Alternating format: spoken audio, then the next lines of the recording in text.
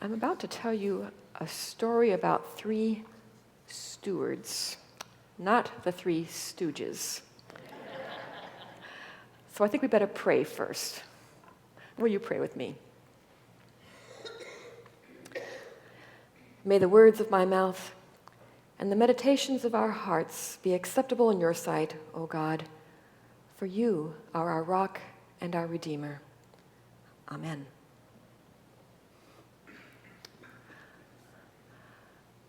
We don't hear the word steward all that often these days. Years ago, flight attendants were called stewards and stewardesses. Perhaps some of you also remember those days. Those were the people who wore those snappy uniforms, and if you were a kid, they'd give you one of those little pins with wings on them that made you feel like maybe you could be a pilot. And they worked really hard the whole time, bringing all kinds of wonderful snacks and food, all for free. And they took care of all of us sitting in our seats, even those of us who maybe were less pleasant than others. They had to deal with everybody. Well, as a teenager, I worked at the front desk of a very large hotel in my hometown. Several different airlines had contracts with our hotel, and they would book blocks of rooms for their flight attendants so that they could stay there overnight before their next flight the next morning. In the wintertime, the hotel was not fully booked, and so the reservations department would put all the flight attendants in our best rooms in the brand new tower at this fancy hotel. However, in the summertime, inevitably the reservations department totally overbooked every single room in the place. This was before computers. This was a long time ago. And those of us at the front desk would sweat bullets because we just prayed that when 6 o'clock would come, we could quickly say, oh, all the reservations that haven't come in yet, they're just canceled, sorry. But until then, we had to find a place to put all these people. Well, it was a little stressful at times, just about all the time, actually. And flight attendants would arrive, they'd get off the plane, take the bus over to the hotel in downtown Anchorage, and they would come to check in their rooms, and they were very tired and very happy to finally be at the hotel. And we would send them off to their rooms, and invariably, they'd all come back down to the front desk and start complaining. I don't like my room. This is a terrible room. There are dumpsters right outside the window. I don't want to be woken up at 2 a.m. by a garbage truck coming in. Why am I not in the nice rooms where you put us last winter? And I would have to say, I'm very sorry. The airline has booked you into this block of rooms, and there's nothing I can do about it because the whole place is overbooked anyway. I am standing here to tell you that that was not fun. There's nothing worse than dealing with people who are grumpy because they've been dealing with grumpy people for hours, and they took it out on us. These stewards and stewardesses, they were difficult at times. I suspect that being a steward in biblical times was equally difficult. In this passage that I just read earlier from Genesis, it tells a little bit about the steward who worked for Joseph back then. He had to be ready at all times to do whatever Joseph called him to do. He had to be there to greet guests as they came down the road and got closer and closer to the house.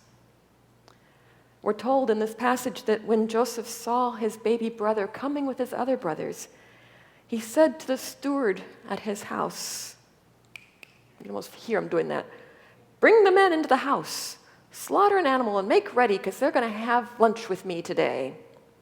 So the steward comes running, gets ready at the door to welcome these foreigners, and then he runs quickly outside to start slaughtering an animal. But even before he has a chance to do that, these people, these guests, come to the door and they give him this wild story about, we were here before and we bought some food and we paid all the money for the food and then we headed back home, and when we got to our first place, we looked in our sacks of food and, oh no, there's money. The money we paid is back in our sacks. What are we going to do? And now here we are back again because we need more food. And we're pretty sure Joseph is going to kill us. Well, actually what they said is, Joseph's going to accuse us of stealing his money. He's going to make us his slaves. And he's going to take our donkeys. I read this and I think, skip the donkeys, run! Why are you worrying about the donkeys? But no, they're just very apologetic, explaining what had happened. And the steward keeps his cool, because that's what stewards do. The steward says, rest assured, do not be afraid. Your God and the God of your family must have put the money back in your sacks, because you paid me, I remember. He's a good steward. They're all flying off the handle. He's keeping cool. Then he welcomes them inside, makes sure they have water to dust off their feet, and goes outside and feeds their donkeys and slaughters the animal. I mean, the man can do anything. He takes care of everything. He's a great steward. And Joseph knows he can trust this steward to take care of all these details for him. Well, so that's a biblical steward for us. I have another story this morning. It comes from the story of Downton Abbey. Who here saw it on TV or saw the movie? All right, some of you, yes. Afterward, do not tell me about the movie because I have not seen it yet. Don't spoil it for me. But Downton Abbey, as you can see behind me, here it is. Downton Abbey is this huge building, an ancient, huge building, and the Crowley family lives in it. Right there in the front is Robert Crowley. He's the heir, or he's already received Downton Abbey from his father when his dad died. And there were financial problems when his dad died. They were really short on money. And here they had to take care of this entire big building, all of the land around it, all the people who lived and worked in the abbey, and all the townspeople. Huge responsibility, and there's no money. So what does Robert do? He marries an American heiress. Always a good solution, I suppose. Even though she's nouveau riche. As we all know, nouveau riche is better than no riche at all. It all works out. Robert falls in love with Cora, and then the heir who's supposed to take over after Robert when he dies goes down with the Titanic. And so there's this big hubbub because the next person in line is a mere commoner who works for a living. I know, it's shocking. And they've got these 3 daughters, and they're forever getting into mischief, and the staff are forever getting into mischief. It's a huge, big responsibility. But Robert Crawley keeps his cool most of the time, and he takes care of everything. Years ago, when this series began, there were a lot of things about it on Facebook, and there was a quiz to figure out which character you are.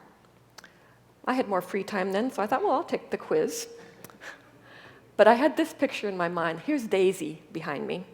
She's the scullery maid, and I was very, very afraid that I might end up being Daisy because she gets up at the crack of dawn every morning and has to get the fires started. She's at the very bottom of the totem pole, so everybody's bossing her around. As far as I can see, she's got a miserable life most of the time. So as I took this quiz, I was very, very afraid that I would end up being Daisy. The person I really wanted to be is the next person. This is who I wanted to be. This is Robert Crowley's mother. Her name is Violet. She's the Dowager Countess of Grantham. I wanted to be Violet, something fierce. This may surprise you, but it doesn't surprise my husband. Because Mike knows I love to start every morning with a nice cup of good English tea in a beautiful china teacup and saucer. Mike tells me I have been 85 years old my entire life. This does not bother me, because I know that someday, God willing, I will be 85 years old and I'll finally act my age. But I love Violet. She's stately, she knows all the rules, and she's got this great sharp wit. That's what I really like about Violet.